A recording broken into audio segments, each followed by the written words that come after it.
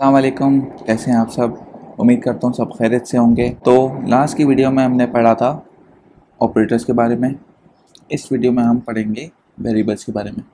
Variables क्या होते हैं, कैसे यूज़ करते हैं और उसकी इम्पोर्टेंस क्या है, ये सब हम आज की इस वीडियो में देखेंगे। तो सबसे पहले तो वेरिएबल होता क्या है। वेरिएबल बेसिकली एक हमारे पास एक कंटेनर समझ लें जिसके अंदर हम अपना डेटा सेव करते हैं। ठीक है। अब फॉर एग्ज़ाम्पल मुझे दो नंबर्स को आपस में प्लस करना है, ऐड करना है। तो इसके लिए एक तरीका तो ये है कि मैं डायरेक्ट नंबर लिख दूँ 1+5 कंसोल के अंदर। लेकिन वो नंबर तो किसी कंटेनर के अंदर नहीं है, तो अगर मुझे बाद में उससे यूज़ करना है तो मैं कैसे यूज़ करूँगा। तो इसके लिए हम यूज़ करते हैं वेरिएबल। वेरिएबल डिक्लेयर कैसे करते हैं, उसका सिंटैक्स है लेट, फिर मैं कहता हूँ num1। ये क्या है, लेट num1 का मतलब है एक वेरिएबल बनाओ जिसका नाम रखो num1 कॉलन, कॉलन के आगे हम लिखेंगे नंबर। अब ये मैंने कॉलन नंबर का क्या मतलब है, कॉलन नंबर का मतलब है कि मैं इस num1 को एक टाइप बता रहा हूँ कि इसकी टाइप क्या होगी। तो इसकी टाइप होगी नंबर इक्वल्स टू 10। मतलब कि इसको अगर मैं पूरा समझाऊँ तो एक कंटेनर मैंने बनाया जिसका नाम रखा मैंने num1। उसका मैंने बता दिया कि इसके अंदर डेटा किस टाइप का आएगा, तो मैंने बता दिया नंबर टाइप का आएगा। और फिर मैंने इसको एक वैल्यू असाइन कर दी। अब इसका फ़ायदा क्या है, इसका फ़ायदा ये है कि अगर मैं आगे चलकर इसके अंदर कुछ ऐड करना चाहूँ, जैसे कि मैं 10 को मैं 5 बनाना चाहूँ तो बन जाएगा। इसको अगर मैं लेकिन 5 बनाऊँ तो चल जाएगा, लेकिन अगर मैंने इसको गलती से ए दे दिया तो ये मुझे एक एरर दे देगा। इसने रेड कलर का एक हाईलाइट कर दिया और मुझे बताया यहाँ कोई एरर है, इसका मतलब होता है कोई एरर आया। और एरर कैसे चेक करेंगे, हम इसके ऊपर वर्क करेंगे। तो इसने मुझे बताया type string is not assignable to type number. इसका मतलब क्या हुआ, इसका मतलब ये हुआ कि यहाँ जो हमने वैल्यू दी है उसकी टाइप है स्ट्रिंग, और जो ये कंटेनर है इसकी जो टाइप हमने डिफाइन की है वो नंबर है। तो मतलब ये है कि आप नंबर के कंटेनर को स्ट्रिंग की वैल्यू असाइन नहीं कर सकते। जबकि अगर ये चीज़ हमने जावास्क्रिप्ट में की होती तो ये चीज़ आसानी से चल जाती, क्योंकि जावास्क्रिप्ट में हमारे पास टाइप्स मौजूद नहीं होती। तो अगर हम ऐसे ही बना लेते लेट num1 इक्वल्स टू 10, और अगर मैं आगे num1 को ए असाइन कर देता तो वो चल जाता। ये हमने इंट्रोडक्शन क्लास में भी पढ़ा था कि टाइप्स नहीं होती हमारे पास जावास्क्रिप्ट के अंदर, तो हमारे पास गलती के बहुत ज़्यादा चांसेस होते हैं। जबकि टाइपस्क्रिप्ट ने मुझे यहीं पर रोक लिया और मुझे बता दिया कि यहाँ पर कोई गलती है, आप इस तरीके से गलत वैल्यू असाइन नहीं कर सकते इसको। तो मुझे लाजमी तौर पे कोई नंबर ही असाइन करना होगा इसे, फिर एरर रिमूव हो जाएगा। ठीक है, ये तो हो गया, एक नंबर मैंने असाइन कर दिया। अब मैं दो वेरिएबल्स बना लेता हूँ। एक का नाम मैंने num1 रखा, एक का नाम num2। अच्छा, एक और चीज़ यहाँ पे समझने वाली है कि इसने मुझे फिर से एरर दे दिया।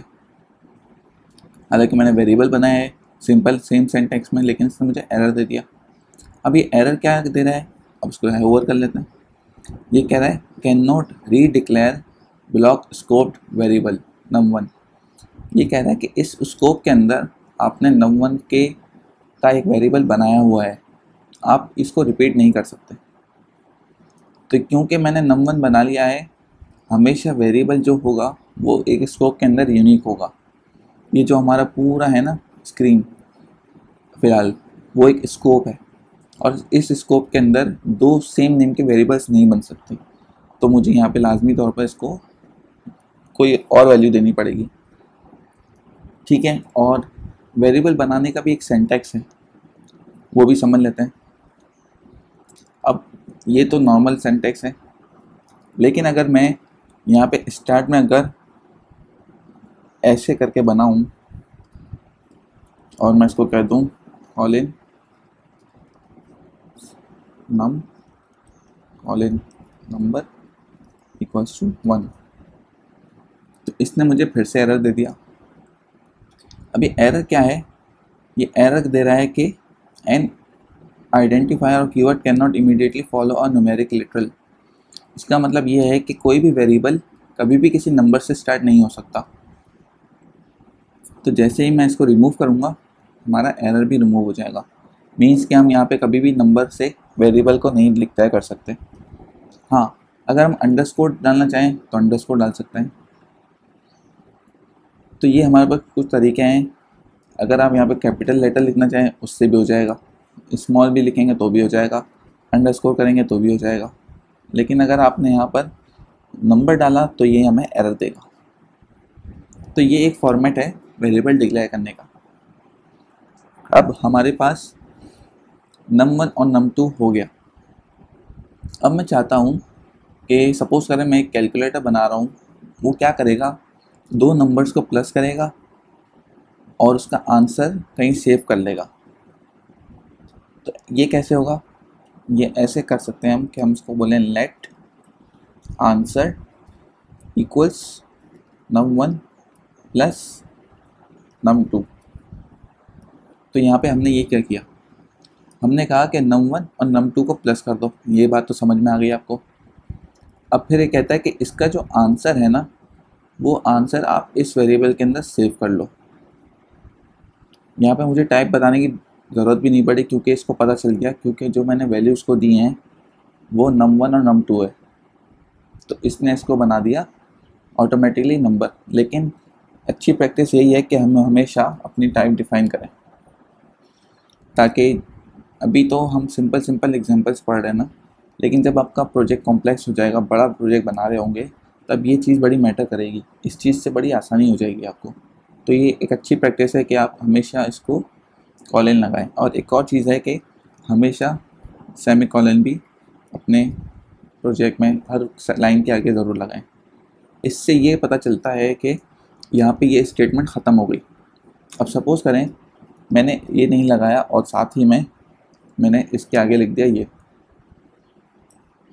तो ये क्या कर रहा है, ये पूरी चीज़ को एक स्टेटमेंट समझ रहा है। इसको यहाँ तक तो समझ में आ गया, लेकिन इसके बाद का सिंटेक्स इसको समझ में ही नहीं आया। लेकिन अगर ये नेक्स्ट लाइन में होता तो चल जाता है, जो चल भी रहा था अभी। लेकिन अगर हमें इसी लाइन में चलाना हो तो हम कैसे चलाएंगे, तो इसके लिए होता हमारे पास सेमी कॉलन।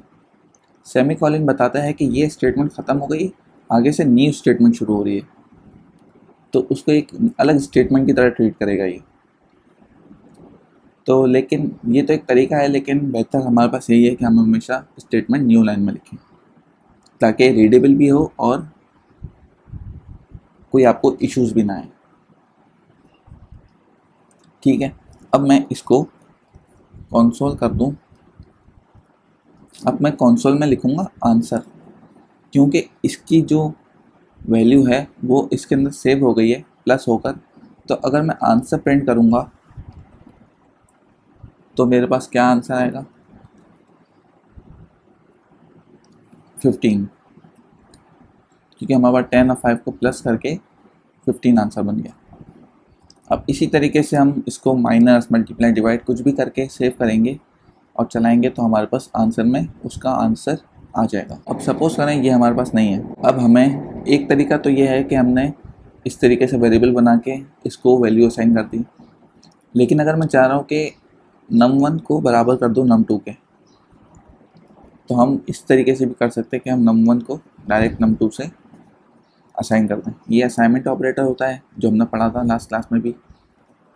तो इससे ये होगा कि num2 असाइन हो जाएगा, num2 और num1 बराबर हो जाएंगे आपस में एक दूसरे के। अगर हम कंसोल करें तो हमारे पास, अगर हम num1 करें तो num1 हमारे पास क्या था 10, लेकिन हमने इसको असाइन कर दिया था num2 के। तो राइट साइड वाली असाइन चीज़ आसान हो जाती है लेफ्ट साइड वाली को। तो ये हमारा सिंपल एक वेरिएबल था। ये एग्जांपल हमने पढ़ ली कि किस तरीके से हमारा नंबर हम बना सकते हैं। सिमिलरली हमारे पास इसकी टाइप्स होती हैं। अब ये चीज़ समझ में आ गई तो हम आगे चलते हैं। अब सपोज़ करें हमारे पास नंबर तो हमने बोल दिया 10। अब मैं इसको नंबर की जगह कर देता हूँ यूज़र नेम। ठीक है, और मैं इसकी टाइप को चेंज करके स्ट्रिंग कर देता हूँ। अब ये क्या हुआ, अब ये मुझे कहता है कि number is not assignable to type string. ये कह रहा है कि आपने टाइप स्ट्रिंग रखी है और आपने वैल्यू उसको नंबर दी है, तो ये हटाकर मुझे लिखना पड़ेगा स्ट्रिंग। इसे हम कहते हैं स्ट्रिंग। स्ट्रिंग का काम क्या होता है, ये बेसिकली हमेशा इस तरह लिखा जाता है। ये आप इसको ऐसे भी लिख सकते हैं, आप सिंगल कोट में भी लिखेंगे तो भी चल जाएगा ये, ठीक है। और फिर जिस तरह आप इसको कंसोल करेंगे तो हमारे पास जहांगीर प्रिंट हो जाएगा। ठीक हो गया। अब हम नंबर मैंने बना लिया, अब तो वेरिएबल्स बना लेते हैं। और मैं कहता हूँ लेट वन कह लेते हैं, स्ट्रिंग कह लेते हैं उसको मैं कहता हूँ वन, लेकिन इस बार स्ट्रिंग में। सिमिलरली मैं इसको कहता हूँ B1, इसको मैं कहता हूँ 4। अब मैं इन दोनों को ऐड कर देता हूँ, मैं कहता हूँ A1 ऐड B1। अब आपके ख्याल में क्या आंसर आएगा? 1 और 3 को हम प्लस करेंगे तो क्या आंसर, 1 और 4 को हम प्लस करेंगे तो हमारे पास आंसर क्या आएगा? चेक कर लेते हैं उसको चलाकर। तो हमारे पास ये हो गया 14। अब ये क्या हो गया, 1 और 4 तो 5 होता है, लेकिन यहाँ पे इसने 14 कर दिया। तो बेसिकली हुआ क्या है, हुआ ये है कि 1 और 4 basically as a character treat हुए हैं यहाँ पर। ये एक स्ट्रिंग है, यहाँ पे इसने इसको नंबर नहीं लिया, तो इस प्लस का उन्होंने क्या किया, इन दोनों वेरिएबल्स को कॉन्कैटिनेट कर दिया। अगर यहाँ पर नंबर होता हमारे पास और यहाँ पे स्ट्रिंग होता तो देखते हैं क्या करता है। तो भी इसने यही किया, क्योंकि स्ट्रिंग जो होता है उसके आगे हम कुछ भी चीज़ ऐड करते हैं तो वो बेसिकली उसको अपने अंदर कॉन्कैटिनेट कर लेता है चीज़ को। इस प्लस का अभी यहाँ पे जो काम है वो ये है कि ये स्ट्रिंग के साथ चीज़ को कॉन्कैटिनेट कर रहा है। अगर यहाँ पे दोनों तरफ नंबर होते तो ये सिंपल अरिथमेटिक ऑपरेशन करता और उसको ये कह देता 6। लेकिन यहाँ पर हमारे पास A1 है और अगर B1 है तो इन दोनों को कॉन्कैटिनेट करके इसने इसको कर दिया था 14।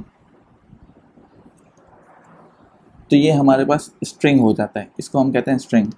और स्ट्रिंग को आपस में ऐड नहीं किया जा सकता, वो हमेशा कॉन्कैटिनेट होते हैं। अगर आपको उसको ऐड करना है तो पहले आपको इसकी टाइप को चेंज करना पड़ेगा या कन्वर्ट करना पड़ेगा। ये तो गई सिंपल एग्जांपल स्ट्रिंग की। अब हमारे पास एक हमने बात की थी बूलियन की लास्ट क्लास में। तो बूलियन क्या होता है, तो अब मैं कहता हूँ let condition colon boolean equals false. तो ये क्या हुआ, मैंने एक वेरिएबल बनाया जिसकी मैंने टाइप रखी बूलियन। बूलियन में हमारे पास दो ही वैल्यूज़ आ सकती, या तो ट्रू या फॉल्स। इसके अलावा हमारे पास कोई तीसरी चीज़ नहीं होती इसके अंदर। तो अब ये कैसे काम करता है, ये ऐसे काम करता है कि अब मैं इसको अगर कंसोल करूं और मैं इसके अंदर लिखूं कंडीशन, मैं इसको प्रिंट करूं तो इसके अंदर की इसने वैल्यू मुझे प्रिंट कर दी। एक तरीका तो ये है इसको इस तरीके से असाइन करने का, और एक तरीका इसको असाइन करने का ये है कि मैं कहूँ A1 इक्वल इक्वल B1। एक तरीका ये भी है इसको वैल्यू असाइन करने का। तो इसको वैल्यू असाइन कैसे होगी, ये चेक करेगा पहले तो इस चीज़ को, ये कहेगा A1 बराबर है B1 के। अगर ये कंडीशन ट्रू होती है तो जो भी आंसर आएगा वो इसके अंदर सेव हो जाएगा। तो इसको अगर हम चला के देखें तो ये हो गया फॉल्स, क्योंकि A1 के अंदर हमारे पास 1 था स्ट्रिंग में और इसके अंदर था हमारे पास 4 में। अगर मैं दोनों को 1 1 कर दूं और चलाऊं तो हमारे पास आंसर आ जाएगा ट्रू। तो हमारे पास ये होती हैं टाइप्स, वेरिएबल की टाइप्स हमारे पास क्या क्या होती हैं।